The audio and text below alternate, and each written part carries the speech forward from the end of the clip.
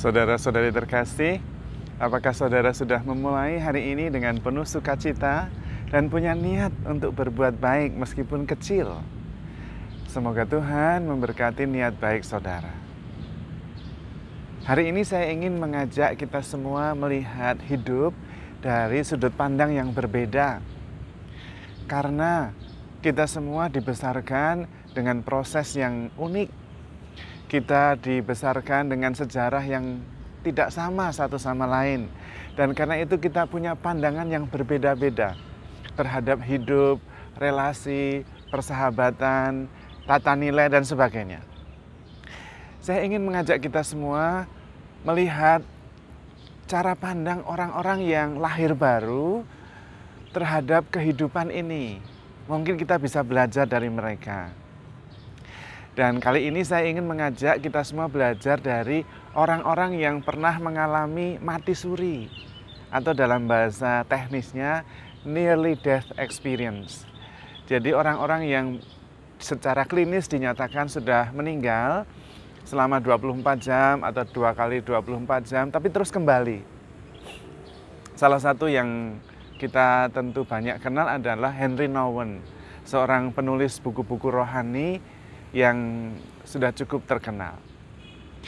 Di antara pengalaman mereka yang sudah pernah mati suri, nearly death experience, dan kemudian kembali, ternyata mereka merasa ketika mereka kembali, mereka melihat ciptaan itu indah semuanya. Pohon-pohon, binatang, burung-burung, manusia, itu sungguh-sungguh sempurna. Ciptaan yang sangat baik dan sangat indah. Dan kita bisa mengingat ketika Tuhan menciptakan manusia, Tuhan mengatakan sungguh amat baik. Dan mereka bisa melihat itu. Bahkan kekurangan-kekurangan dalam setiap pribadi, mereka melihatnya sebagai sebuah kesempurnaan. Apapun keadaan mereka, apapun kondisi mereka. Jadi mereka melihat seperti melihat untuk pertama kali, penuh kekaguman. Setiap pribadi ternyata hebat sekali.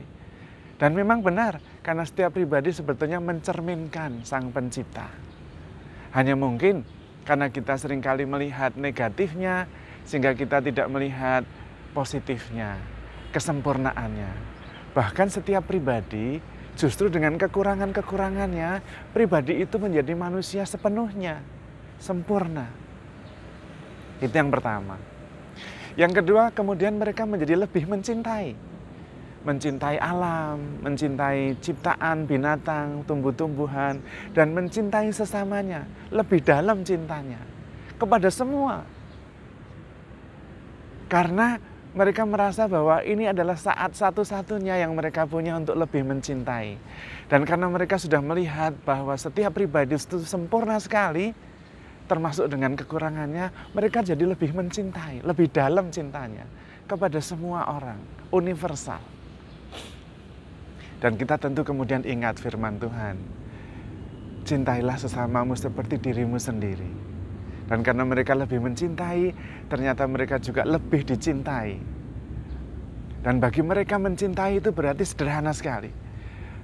Total acceptance dan sungguh-sungguh menerima serta menghargai setiap pribadi sebagai pribadi yang berbeda. Sungguh-sungguh berbeda, tetapi sempurna. Dan mencintai berarti menerima mereka sepenuhnya, menghargai mereka sepenuhnya, dan menikmati kegembiraan yang ditimbulkan dari kebersamaan dengan mereka, dari relasi dengan saudara-saudarinya. Sehingga mereka sungguh-sungguh mencintai dalam arti itu. Bahkan mereka bisa kagum sekali dengan sesamanya yang dulu dia bahkan tidak pandang karena kekurangan dan kelemahannya. Tapi sesudah mereka kembali dari mati suri, mereka memandangnya sebagai pribadi yang sempurna. Yang ketiga, kemudian mereka melihat bahwa setiap pribadi itu ternyata punya misi yang khusus sekali, yang Tuhan percayakan kepada mereka. Dan justru sesudah mereka kembali, mereka ingin membantu setiap pribadi yang mereka jumpai menemukan misinya masing-masing. Karena mereka merasa dan melihat banyak sekali pribadi yang tidak tahu tujuan hidupnya, tidak menemukan apa artinya Tuhan menciptakan mereka. Maka mereka kadang-kadang mengejar sesuatu yang keliru. Dan biasanya mereka mengatakan bahwa uang dan harta milik tidak relevan sama sekali. Bahkan tidak pernah bisa mendatangkan kebahagiaan yang sebenarnya. Memang menolong dan membantu, tapi sebetulnya uang itu baru abad modern saja diciptakan. Jauh sebelumnya tidak ada itu peranannya. Maka juga tidak pernah akan itu membantu menemukan kebahagiaan yang sebenarnya. Dan tidak relevan. Dan yang terakhir, ternyata mereka itu kemudian menyatakan bahwa mati itu tidak menakutkan.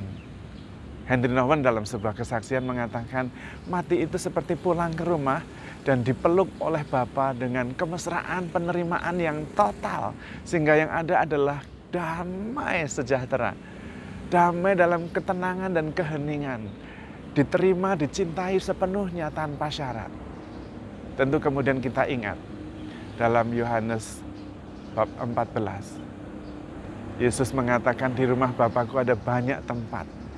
Dan aku menyediakan tempat bagimu. Kalau sudah siap aku akan datang. Dan aku akan menjemput kamu.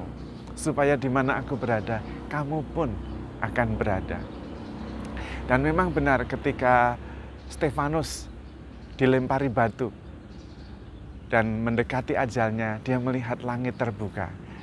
Dan melihat tahta Allah serta anak domba, Yesus berada di sampingnya. Dan memang ketika kita mati, menurut mereka, kita disambut dan diterima, dipeluk dengan penerimaan dan cinta yang tanpa syarat. Dan yang ada adalah kedamaian. Karena itu tidak ada orang yang meninggal mau kembali lagi. Kecuali mereka yang disuruh kembali. Dan mereka disuruh kembali karena harus menyelesaikan misi mereka. Dan misi mereka sangat sederhana. Mengampuni dan diampuni mereka yang belum diampuni. Dan juga belum mengampuni. Itu misi mereka, karena itu mereka kembali. Rupanya memang benar, kita diminta mengampuni secara murah hati, karena Bapa kita adalah murah hati. Seperti cerita Yesus sendiri, ada orang yang berhutang 5 miliar, karena tidak bisa bayar, lalu dia mohon ampun dan dihapuskan. Tapi kemudian dia keluar dan ketemu temannya yang utang 100 juta. Dan dia memaksa temannya itu untuk mengembalikan yang 100 juta itu. Padahal dia habis diampuni 5 miliar. Dan kemudian ketika temannya tidak bisa mengembalikan, dia mengirim temannya itu ke penjara. Tentu Bapak yang murah hati itu marah sekali, sudah diampuni segitu besar, kok tidak mau mengampuni saudaranya yang salahnya cuma sedikit. Kalau kita tidak mengampuni, kita seperti yang sudah diampuni dosanya begitu besar, tetapi tidak mengampuni kesalahan saudara kita yang dosanya kecil. Dan karena itu Tuhan marah. Disuruh kembali untuk bisa mengampuni dan diampuni, dan kemudian kita bisa diterima oleh Allah dalam kedamaian yang total, kebahagiaan yang sempurna.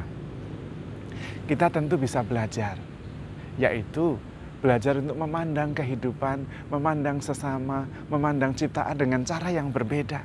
Jangan menggarisbawahi kekurangan dan kelemahannya, tapi kesempurnaannya, keindahannya. Dan memandang kehidupan ini dengan cara yang berbeda. Bahwa ini adalah kesempatan satu-satunya untuk mencintai. Nanti kalau sudah mati, kesempatan itu hilang. Jadi mari kita isi dengan cinta. Seperti perintah Tuhan sendiri. Hiduplah dalam cinta kasih. Karena itu yang membahagiakan. Itu yang membuat kita hidup sepenuhnya. Dan pada saatnya kita bisa diterima. Dan kemudian merasakan damai sejahtera bersama dengan Tuhan yang sudah menebus kita. Bahkan Tuhan sendiri datang untuk mengampuni segala dosa kita. Dan keselamatan sebetulnya adalah keselamatan lahir dari pengampunan. Kita menikmati keselamatan karena diampuni oleh Allah. Dan karena itu kita harus juga mengampuni sesama kita. Maka mari kita memandang dunia ini, memandang kehidupan ini, memandang sesama kita dengan penuh cinta kasih. Tidak menggarisbawahi yang negatif tetapi yang positif. Tidak menggarisbawahi kekurangan tetapi kesempurnaannya. Supaya kita bisa menikmati kehidupan relasi kita dengan penuh sukacita. Tuhan memberkati.